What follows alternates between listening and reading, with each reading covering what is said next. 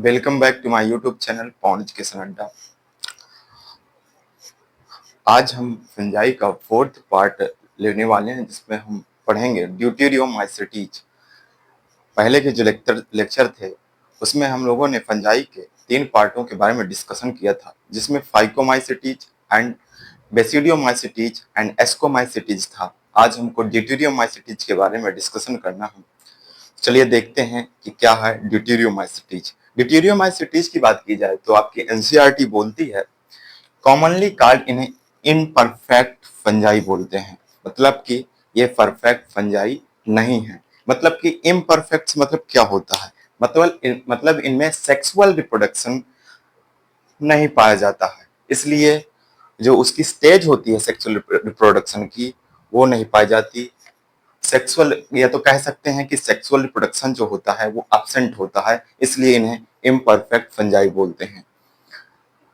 Because only asexual and vegetative phase पाई जाती है। एसेक्सुअल और वेजिटेटिव रिप्रोडक्शन पाया जाता है, इनमें सेक्सुअल रिप्रोडक्शन एब्सेंट होता है, इसलिए इनको इम्परफेक्ट फंजाई भी बोलते हैं। क्वेश्चन आ सकता है कि इम्परफेक्ट फंजाई कौन सा है, तो उसमें आप ड्यूटेरियोमाइसीटीज का ऑप्शन ड्यूटेरियोमाइसीटीज आ जाएगा, फाइकोमाइसीटीज आएगा, बेसिडियोमाइसीटीज आएगा, एस्कोमाइसीटीज आएगा, तो उसमें आप ड्यूटेरियोमाइसीटीज कर सकते हैं।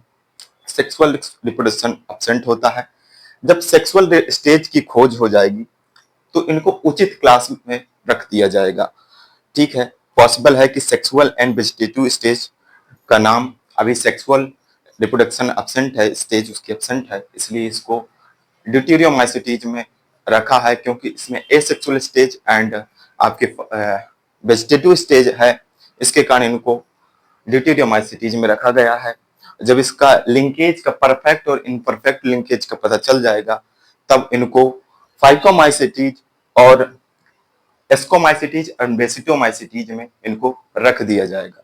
ठीक है, और बात की जाए अगर ड्यूटेरियोमाइसीटीज की, तो deuteromycetes reproduce asexual spore by conidia. Conidia के द्वारा एसेक्सुअल स्पोर्स जनरेट करते हैं ड्यूटेरियोमाइसीटीज।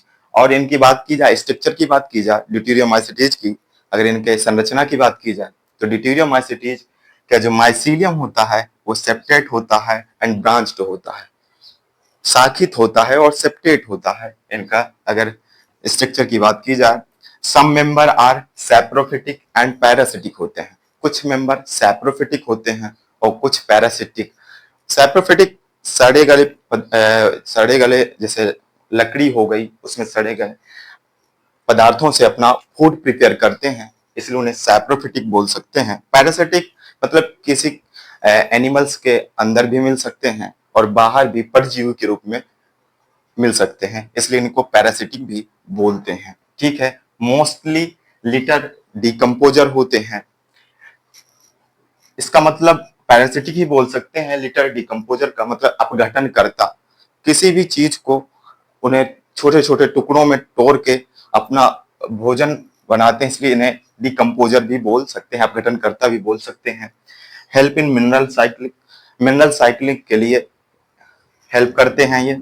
ठीक है, एग्जाम्पल की बात की जाए, अगर एग्जाम्पल की बात की जाए तो एनसीईआरटी आपके 3 एग्जाम्पल देती है, उसमें अल्टरनेरिया आ गया। ठीक है, अल्टरनेरिया को आप याद कर सकते हैं, ट्राइकोडर्मा को याद सकते हैं, ट्राइकोडर्मा हो गया, अल्टरनेरिया आ गया, कोलेटोट्राइकम आ गया। 3 एग्जाम्पल हैं जो कि एनसीईआरटी में मेंशन है, तो आप 3 एग्जाम्पल याद कर सकते हैं। तो इसको शॉर्टकट ट्रिक की बात की जाए तो एटीसी करके अपन याद कर सकते हैं। ए से अल्टरनेरिया आ गया, और सी से कोलेटोट्राइकम आ गया, और टी से ट्राइकोडर्मा आ गया। तो ये 3 एग्जाम्पल हैं ड्यूटेरियोमाइसीटीज के। आई होप आप सभी लोगों को समझ आया होगा।